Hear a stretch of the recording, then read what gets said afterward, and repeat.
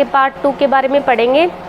हमने सिंधु घाटी सभ्यता के कल एरिया के बारे में, उसकी लेंथ के बारे में पढ़ लिया था। आज हम पढ़ेंगे सिंधु घाटी सभ्यता की समकालीन सभ्यताएं और सिंधु घाटी सभ्यता की उत्पत्ति। 1826 में चार्ल्स मेसन को सिंधु घाटी सभ्यता के बारे में सबसे पहले पता चल गया था, लेकिन उसने किसी को भी इस बारे में नहीं बताया।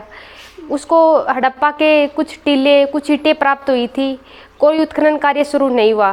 फिर 1853 और 1856 के बीच सर अलेक्जेंडर कनीम के नेतृत्व में, उनके निर्देशन के अंतर्गत कराची से लाहौर के लिए क्या बन रही थी, रेलवे लाइन तैयार हो रही थी। इस रेलवे लाइन का कार्यभार ब्रंटन बंधुओं जॉन ब्रंटन और विलियम ब्रंटन ने ये कार्यभार संभाला था।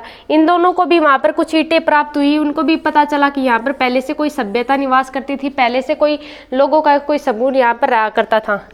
फिर 1921 में भारतीय पुरातत्व और सर्वेक्षण विभाग के अध्यक्ष जॉन मार्शल, उनके निर्देशन के अंतर्गत खुदाई का काम शुरू हुआ और 1921 में सिंधु घाटी सभ्यता का पहला स्थल हड़प्पा की खोज की गई। उसकी खोज की थी दयाराम साहनी ने और पहला स्थल खोजा गया था हड़प्पा। फिर हम पढ़ेंगे सिंधु घाटी सभ्यता की समकालीन सभ्यताएं कौन कौन सी हैं। सिंधु घाटी सभ्यता की समकालीन सभ्यता है मेसोपोटामिया की सभ्यता, इसे सुमेरिया की सभ्यता भी कहते हैं। मेसोपोटामिया की सभ्यता इराक की सभ्यता है, जो कि दजला और फुरात या ट्रिग्रिस और यूफ्रेटस वैली के नाम से भी जान जाते हैं, क्योंकि ये ट्रिग्रिस, जैसे अपने सिंधु घाटी सभ्यता को हम सिंधु और सरस्वती घाटी सभ्यता, नदी सभ्यता बोलते हैं, इसी प्रकार मेसोपोटामिया को दजला और फुरात, वहाँ की नदियों के नाम है ट्रिग्रिस और यूफ्रेटस वैली के नाम से भी जानते हैं। मेसोपोटामिया की सभ्यता इसकी समकालीन सभ्यताएं हैं। जब इधर हमारे भारत में सिंधु घाटी सभ्यता का प्रभाव चल रहा था, इसका काल चल रहा था, इसी कालखंड में इराक में मेसोपोटामिया की सभ्यता चल रही थी। मेसोपोटामिया की सभ्यता के 4 हिस्से हैं, सुमेरिया, बेबीलोन, बेबीलोन में सिकंदर की मृत्यु हुई थी, असीरिया और केल्ट्रिया, ये सब किसके, इराक की सभ्यताएं हैं। इराक की सभ्यता है मेसोपोटामिया, ये इसकी समकालीन है। फिर है मिस्र की सभ्यता। मिस्र की सभ्यता किस नदी के किनारे, नील नदी के किनारे है, जो कि उत्तरी अफ्रीका में बनता है। आज के दिन वहाँ पर कौन सा देश है, मिस्र देश है। तो मिस्र की सभ्यता, मेसोपोटामिया की सभ्यता, सिंधु घाटी सभ्यता की समकालीन सभ्यताएं हैं। जब सिंधु घाटी सभ्यता भारत में इसका कालखंड चल रहा था, उसी समय चाइना के अंदर भी कौन सी, पीली नदी की सभ्यता, पीली नदी बोल देते हैं इसे, हुआंग हो वैली भी बोल देते हैं। तो ये सभ्यता उस टाइम चल रही थी, लेकिन इसके हमारी सिंधु घाटी सभ्यता की और चाइना की पीली नदी सभ्यता के कोई ऐसे प्रमाण नहीं मिले जिससे उसको मतलब ये बोला जाए कि वो एक दूसरे से अटैचमेंट थे। मेसोपोटामिया में एक मेलुदा शब्द का भी वर्णन किया गया है। इस मेलुदा शब्द का अभिप्राय है सिंधु घाटी सभ्यता। फिर हम चलते हैं सिंधु घाटी सभ्यता की उत्पत्ति कैसे हुई। सिंधु घाटी सभ्यता की उत्पत्ति के बारे में काफ़ी विवाद चल रहे हैं, कुछ देसी मत भी हैं, कुछ विदेशी मत भी हैं। कुछ लोगों का मानना है कि सिंधु घाटी सभ्यता की खोज कहाँ से हुई है, मेसोपोटामिया की सभ्यता से हुई है। मेसोपोटामिया इराक की सभ्यता है, जो कि विश्व की सबसे पुरानी सभ्यता है मेसोपोटामिया, और भारत की सबसे पुरानी सभ्यता है सिंधु घाटी सभ्यता।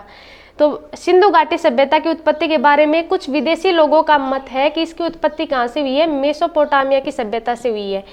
और उनका सिद्धांत कौन सा है, विसरणवादी सिद्धांत। जैसे हम अगरबत्ती को जला देते हैं तो उसकी खुशबू दूर दूर तक चली जाती है, उसी प्रकार से उन लोगों का मानना है कि इराक में जब मेसोपोटामिया की सभ्यता थी तो वहाँ पे आबादी ज़्यादा हो गई, कुछ लोग वहाँ से विसरण करके मतलब वहाँ से निकले और कहाँ पर आकर बस गए, सिंधु घाटी सभ्यता के बारे में। लेकिन कुछ लोग इस बात का खंडन करते हैं, कुछ इतिहासकार इस बात का खंडन करते हैं। उनका मानना है कि किसी भी सभ्यता का विकास एकदम से इतना ज़्यादा नहीं होता, क्योंकि मेसोपोटामिया की सभ्यता एक ग्रामीण, मतलब ग्रामीण नहीं बोल सकते उसको, थोड़ा अर्धनगरीय थी, जबकि सिंधु घाटी सभ्यता पूर्ण नगरीय सभ्यता थी।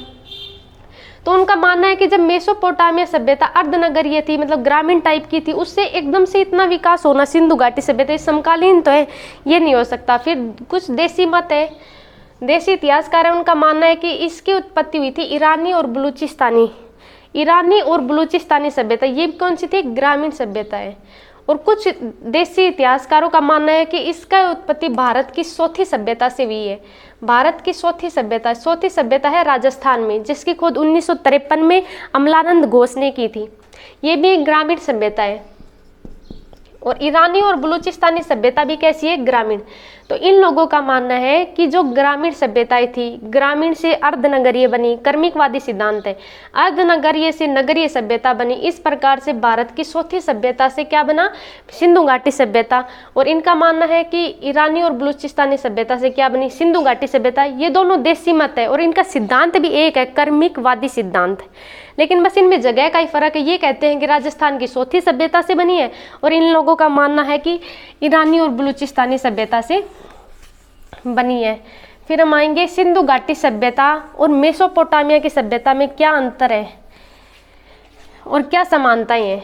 तो मेसोपोटामिया की सभ्यता कहाँ पर है, ट्रिग्रिस और यूफ्रेटस नदी घाटी के बीच में है। इंडस वैली कहाँ है, सिंधु सरस्वती सभ्यता, पूर्ण नगरीय सभ्यता, प्रथम नगरीय क्रांति, किसको बोलते हैं, सिंधु नदी सभ्यता को।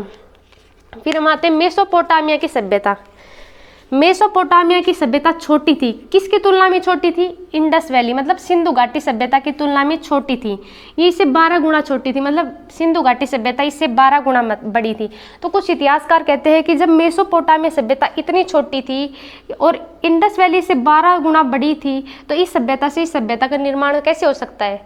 ये तो जायज़ सी बात है कि जब सभ्यता बड़ी होगी तब लोग बाहर निकल कर जाएंगे और तब जा करके फिर दूसरी जगह बसेंगे, लेकिन यहाँ तो पहले से ही छोटी सभ्यता, ये 12 गुना बड़ी सभ्यता है। अब इनकी लिपि में क्या अंतर है, मेसोपोटामिया सभ्यता के लोग थे, उनकी लिपि थी कीलनुमा।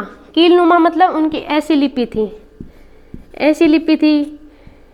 ये लिपि कैसी है, लाइन के रूप में है, लाइन के रूप में है, मतलब कील टाइप की है। तो इनकी लिपि थी कीलनुमा। जबकि इंडस वैली की लिपि थी सिंधु घाटी सभ्यता के भाव चित्रात्मक, मतलब चित्रों के द्वारा हम उनके भावों को समझ जाएं। भाव चित्रात्मक, उसमें चित्र किस टाइप के थे, मछली नुमा चित्र थे, जिसमें से 16 तो मूल थे और 250 से लेकर के 400 तक अन्य शब्द थे। 16 तो मूल मछली नुमा आकृति के शब्द थे। इस लिपि को कहते हैं वेस्ट्रोफोडोन लिपि भी बोलते हैं। एनजे मजमूदार ने इस लिपि को गोमूत्र वाली लिपि भी बोला है। फिर आते हैं मेसोपोटामिया सभ्यता में मंदिर के साक्ष्य मिले थे, लेकिन सिंधु घाटी सभ्यता में मंदिर के कोई साक्ष्य प्राप्त नहीं हुए। मेसोपोटामिया की सभ्यता में जो मोहरें प्राप्त हुई वे वर्गाकार नहीं थी, जबकि इंडस वैली में वर्गाकार भी थी और आयताकार भी थी।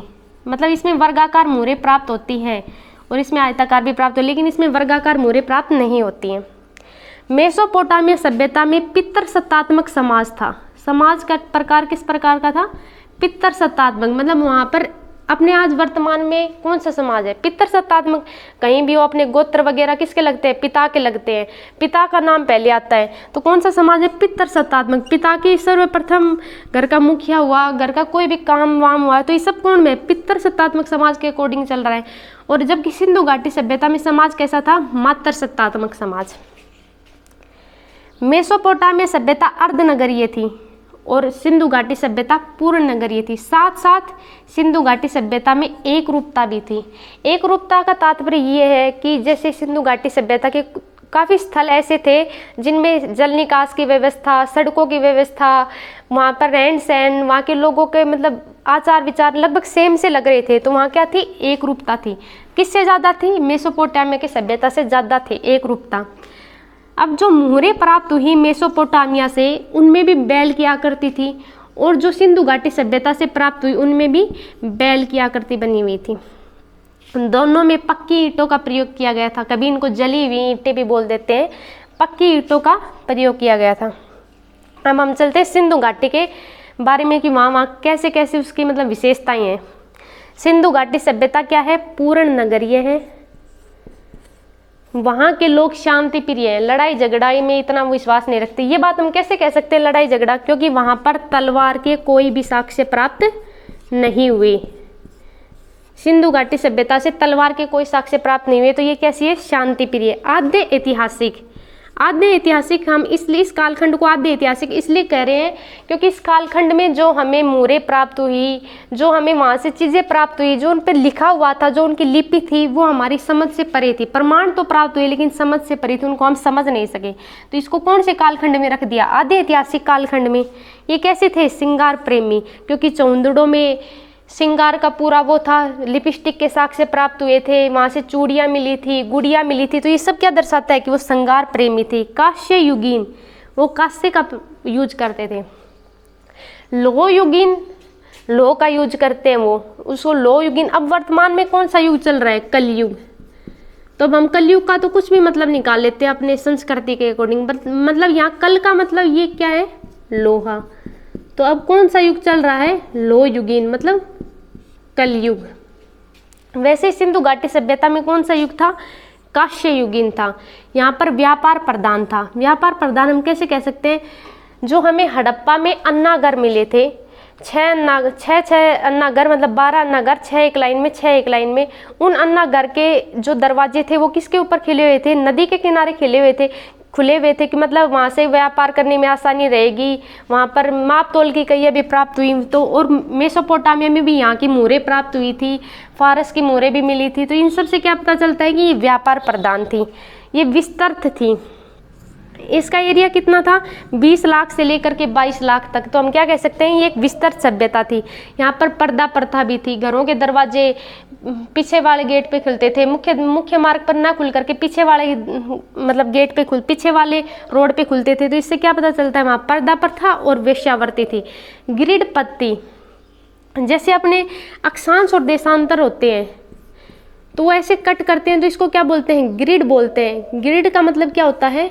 समकोण पर काटना। तो वहाँ की नालियाँ कैसी थी? वहाँ की नालियाँ, वहाँ की सड़कें कौन सी थी? ग्रिड पत्ती में थी।